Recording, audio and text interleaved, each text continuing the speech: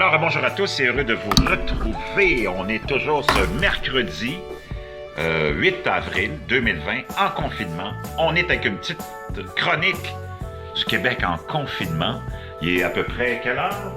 Il est 16h25, donc heureux de vous retrouver. J'espère que tout le monde va bien, que vous êtes capable de passer à travers ça sainement, en équilibre, que vous en profitez pour plonger en vous, pour vous comprendre. Pendant ce temps-là, je vous avais parlé il y a quelques jours d'une spécialité italienne, les fameux taralles, ce petit, moi je l'appelle le petit pretzel italien, ou c'est un genre de bagel italien, mais pas vraiment, mais c'est une spécialité italienne. C'est comme un biscuit mi-sec, mi-tendre, au fenouil, puis je vous avais dit que je vous montrerais ça, mais Sabrina, naturellement, parce que c'est long, c'est un processus qui prend 5 heures à peu près à faire. Et Sabrina, ma tendre épouse, italienne originaire de Napoli ou d'Abruzzo, non, pas de Molise, et Naples aussi. En fait, à l'occasion, mais c'est sa grand-mère qui était la championne parce qu'elle en faisait toute la semaine. Mais Sabrina, naturellement, en fait à peu près 3-4, même 2 fois par année, donc elle avait essayé ça il y a 2 jours, puis elle n'était pas contente du résultat, même s'ils étaient très, très bons.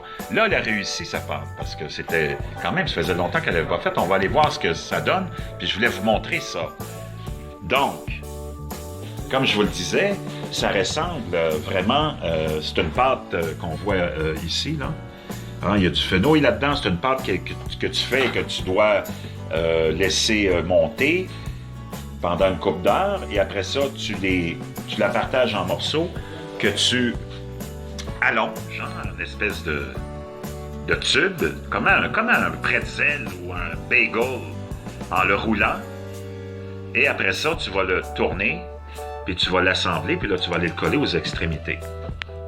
Ça, c'est la première étape. Quand ta pâte est prête à être roulée, hein, tu roules. Et bien là, ça, c'est Sabrina, hein, ceux qui connaissent ma tendre épouse. Hello. Naturellement, elle est à son plus naturel, donc Oui. elle est en pyjama, c'est une journée de relaxation. Et là, elle s'est dit, je recommence mes taralles parce que je n'étais pas contente. Mais même s'ils étaient très, très bons, c'est vrai que c'était pas parfait, mais là, ils sont plus parfaits. Donc, c'est vraiment... Il faut que tu saches comment faire ça, la pâte, parce que c'est comme la pâte à pizza, hein? C'est toujours au niveau de la texture. Quand tu fais de la pâtisserie, souvent, hein, ou en tout cas quand tu es dans le pain ou dans les pâtes à pizza ou des pâtes à trucs comme ça spéciaux, là, c'est vraiment, vraiment la texture qui est le secret. Puis la première fois qu'elle l'a fait cette semaine, il y avait trop de farine, puis c'était trop dur. Puis elle pouvait pas faire ses rouleaux comme ça et les tendre comme il faut, donc...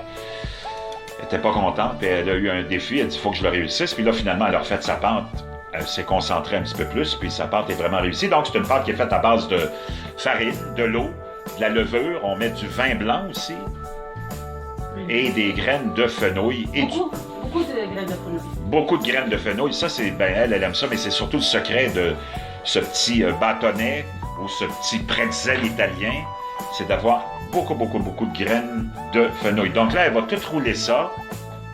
Donc, je vais la laisser faire. Je voulais juste vous montrer comment c'était puis de quoi ça avait l'air au tout début.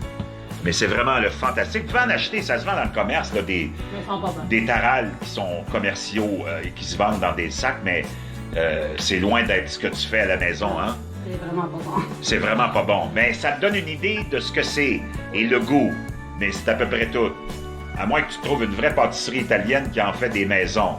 Des bonnes. Mais ça c'est rare, hein? Ouais. Mais tout ce que tu trouves commercial, c'est pas extra. Mais elle a découvert un petit produit taral qu'elle aime beaucoup, puis qu'elle achète quand parce que comme on en fait 2 fois par année, là, puis elle a une petite rage de taral, elle va les acheter chez Tho, la fameuse épicerie Tho. Et il y a un petit sac, je pense que c'est leur marque à eux-mêmes, hein? Oui, c'est leur marque maison. C'est leur marque maison, Tho. Ils sont tout petits, les tarales, par contre. Mais moi, je les ai goûtés, puis ils sont vraiment, quand même, pour des commerciaux, ils sont vraiment bons. Donc, oui, parce qu'ils mettent du vin blanc dedans. Ah, parce qu'ils mettent du vin blanc, eux autres, dedans, OK. Donc, naturellement, ça doit être fait en Italie, mais au Porto, ils mettent leur nom d'emballage dessus, là. Mais c'est ça. Donc, je voulais vous montrer ça, puis je vais revenir tout à l'heure, parce qu'il y en a beaucoup à faire, là.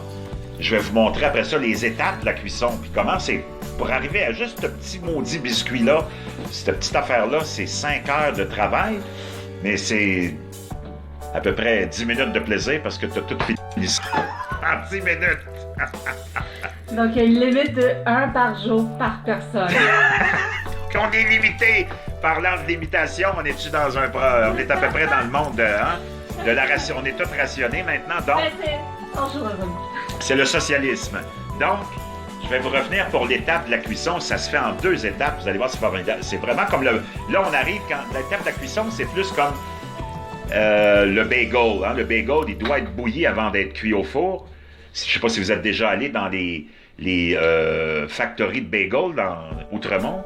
Ben, le bagel, il est toujours bouilli. La pâte, on la tourne comme ça. C'est bouilli, puis après ça, on le fait cuire au four. Donc, je vous reviens avec les autres étapes, parce que là, non moins pour une demi-heure. C'est ça, les Italiennes, ça travaille fort. Pas des...